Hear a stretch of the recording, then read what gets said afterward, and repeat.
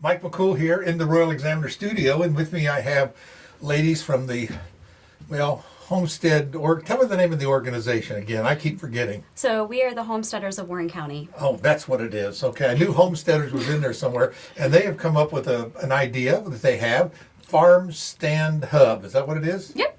I got it right. Okay, so this is Amber Martin and this is Sarah Kerns. Mm-hmm. They are head of that organization. So tell us a little bit of an idea of, first of all, about what is the Homesteaders organization. Let's start there, then we'll go into the farm stand. How's that? Sure. Who knows good. the most about it? I think we equally know. Okay, all right. Well, then, we're on the same page. Okay, well, why don't you start? Sure. So the Homesteaders of Warren County is a group that we made, and we're hoping to expand on rather recently. I want to say back in March. And it's just to bring the community together, especially homesteaders and small farmers, but it is for anybody that's interested in it as well. Our goal is to just help the community, help bring back agriculture, rural activities, and support the small farmer. Right. When we first moved out here in the mid-'70s, this whole community was totally different. Mm. It was very agricultural. And I can remember, little old guys driving in their 1950 Chevy trucks and the wife sitting next to him, and they're driving into town on Saturday to go grocery shopping and do all the things. And you just don't see that anymore.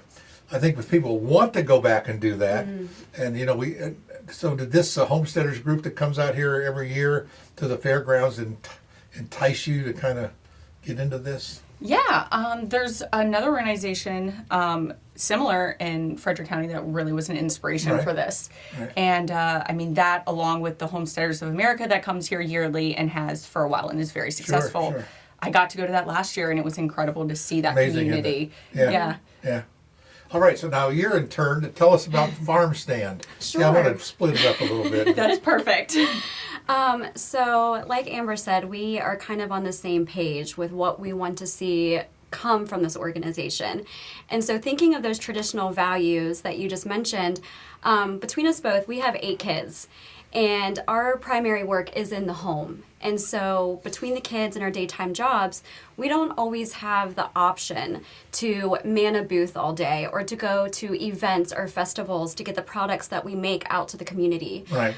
So having an option like this where we can have, many collective homestead and farms set up a group essentially of wayside stands, people can go and they can shop, from many different homesteads. Right. And we don't necessarily have to be there. Right. So it's a beautiful opportunity for, people to get reconnected to the land and reconnected to the agricultural beauty in our county. Right. Now, you made this presentation to the Board of Supervisors to use the McKay Springs property. So was there something that kind of enticed you to go to that, out at that location and say not somewhere else? Yeah, I think, it is one of the only commercial plots left in Warren County that is undeveloped. And so when we think about the rural preservation of Warren County in and of itself, this idea is very innovative and it's very progressive, but it's in a way that correlates with the mindset of we want to keep some of those traditional values and we want to keep Warren County rural and agricultural. Right. So we kind of do it like we used to travel to see my mom up in New Jersey years and years ago, and you'd go through southern New Jersey, which is the garden, capital of the garden state, and you think garden, all you think about is like buildings and things. But when you go in the south part, it is nothing but farms, and all along the road, stand, Yes. and people would just stop there, and some were manned, some were unmanned, and you would go there, and they would just have all sorts of. You could actually get eggplant. I mean, of all things you could get. Yeah, that's couldn't buy it in the store, but you could get it at these days. So just all sorts of cool things that you would get, and so you can't beat fresh produce coming out of the ground. They just they picked the corn that morning, and there it was in the stand. So that's kind of like what you're talking about. Absolutely. People can bring their stuff. Yes.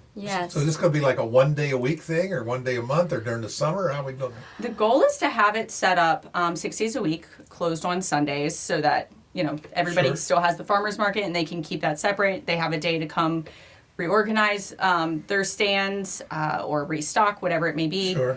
And then, the hours would be what Park and Rec's hours are. Right. Yeah. Sounds like an interesting program. Yeah. A lot of work. It is so much work. We have a lot of people that are interested in helping and volunteering and their time and energy. So that's what it takes. I mean, I hate to always use the phrase "it takes a village," but it really takes a community coming together for these ideas.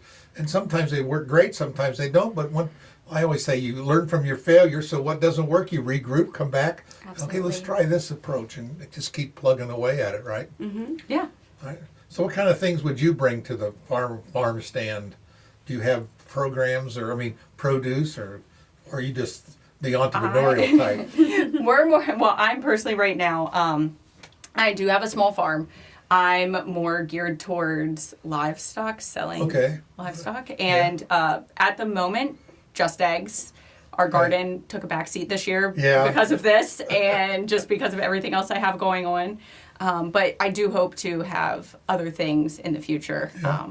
So I don't know if I will personally set up. I would love to have that opportunity, but I may not be there this year. Yeah, your luck is the chickens won't lay eggs that week. Yeah, no. Well, and they're always sold before they even lay. Well, isn't that something? Yeah, people love fresh eggs. It's is. Great. It's great. How about you, Sarah? What do you got?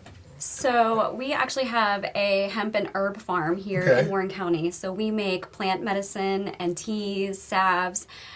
So our goal is to really be able to stock our stand with fresh herbs, dried herbs, teas, salves. So this is going to be an opportunity for people to really have, healthy back to nature options to support their health. I bet you didn't realize when we hear hemp, we think about only just like marijuana and stuff. Yes. But the hemp industry is a huge industry. Absolutely. That is a lot larger than most people realize. They don't realize how much stuff is made out of this. Absolutely. It's great. It's great. Well, congratulations on your endeavor. It takes a little entrepreneurial spirit to move these things along, but you just kind of keep focused on the goal, and be glad to come out and take a look at the farm stand hub. Yes. Right? Yes, you got it right. That's it. All right, it's good, and I think the idea is to bring people together and do this. Yeah. Well, we'll be looking. When do you think this will move along? Well, it is, so we pretty much brought the idea to the county and said, hey, we think this would be great. So we're working with Parks and Rec now, because they'll be the ones, it's not us doing it, it's not ours per se, it'll all be for the county. Okay. And so we're working with them now to try to figure out the finer details. Okay. All right. So hopefully soon. Well, sometimes the wheels of government moves a little slow. This one moved pretty quick to at least get into the, hey, let's do that stage. And so now you just got to keep cracking the whip with Parks and Rec and just keep motivating them. And the old, what they say, squeaky wheel gets the grease. So sometimes you just have to be that thorn, Absolutely. push them along. But we hope it works out good, and we'll get ready to go, and we'll be glad to see it. First day you're open, we'll come out, bring our camera, and we'll come and talk to people and get a little more information from some of our local farmers, which is a lot of them. Yeah, I don't think people realize how big the homestead community is, the farm community. It's much bigger. Yeah. Even just a little hidden. It is, and we've gone down to the D&L community garden or market, and then the one downtown, and it's amazing talking to the people that have, coffee, flowers, bread, and eggs and cheese, and the lady that makes the goat cheese, she has 30 goats she milks and does all that. It's really good too. So a lot of things happening in our county that I don't think people really even think about. They just go to the store and buy their eggs. Yeah, and I think having a centralized location like this, instead of them all being so far spread apart, will bring that community sense, even more. All right. Well, good luck, ladies. I hope everything works out. Thank you. Thank you. Appreciate it.